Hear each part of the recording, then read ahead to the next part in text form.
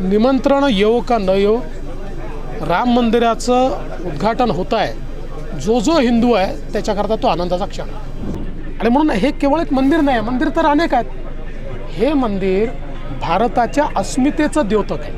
राम मंदिराच्या उद्घाटनाचं दुःख आहे, त्यांना आनंदच बघेल. काय करायचं आपण, असे लोक असू शकतात.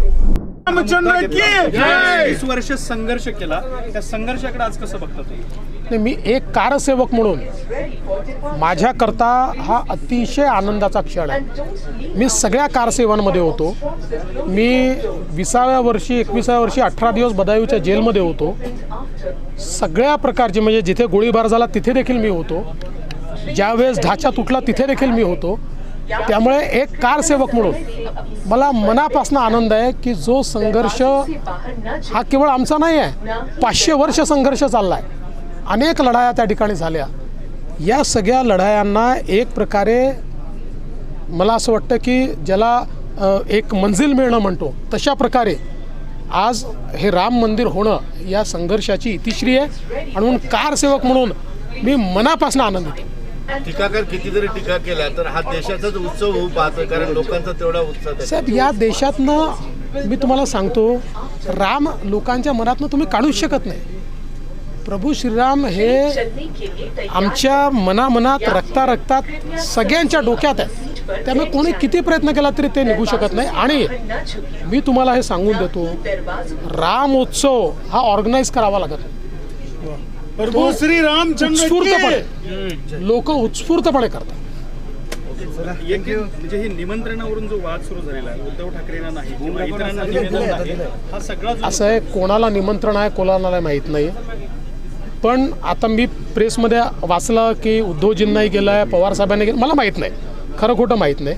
आणि मला असं वाटतं, मी पुन्हा सांगतो, निमंत्रण येवो का न येवो, राम मंदिराचं उद्घाटन होत आहे. जो जो हिंदू आहे त्याच्याकरता तो आनंदाचा क्षण.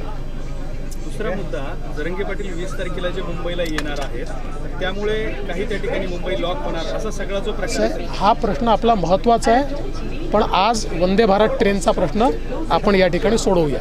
वैयक्तिक मन मला की आपल्या सगळ्या गोष्टींच्या बद्दलचा विचार बघा, आमच्याकरता मंदिर हा विषय राजकारणापेक्षा पलीकडे आहे. आम्ही नेहमीच हे सांगितलं आहे की मंदिर हा राजकारणाचा निवडणुकीचा विषय नाही.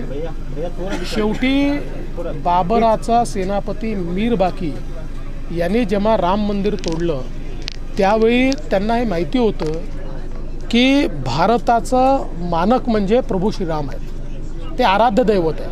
आणि त्यांना हे दाखवायचं होतं की तुमच्या देवालाही आम्ही शिल्लक ठेवत नाही, तर तुम्ही कोण आहात. याकरता ती एक गुलामीचं प्रतीक म्हणून ते राम मंदिर, ते बाबरी ढाचा त्या ठिकाणी तयार केला होता राम मंदिर तोडून. आणि म्हणून हे केवळ एक मंदिर नाही, मंदिर तर अनेक आहेत. हे मंदिर भारताच्या अस्मितेचं द्योतक आहे. गुलामीचं प्रतीक हटवून भारताने पुन्हा आपलं जे खरं प्रतीक आहे सांस्कृतिक, ते त्या ठिकाणी स्थापित केलं. प्रॉपर्टी समजूनच उद्घाटन करताय. आता काल 300-400 जणांना तुम्ही हे दिलेले आहे निमंत्रण, आता कसं बघताय? मला तर असं वाटतं हा जनतेचा कार्यक्रम.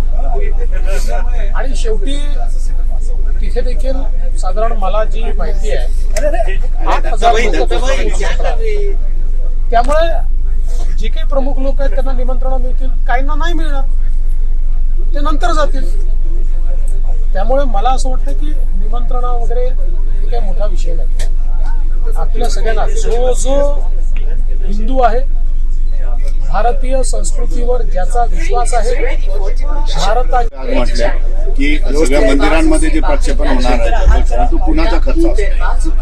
बघा, खरं म्हणजे आज आपण आता वंदे भारत ट्रेनवर बोलू आपण बाकी, पण आता तुम्ही प्रश्न विचारला म्हणून सांगतो.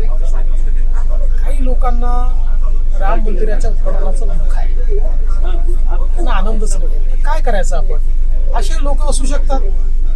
असं आहे, राम मंदिर जे बनत आहे, एक तर राम मंदिर जनतेने पैसा दिला, त्या पैशातलं राम मंदिर बनत आहे.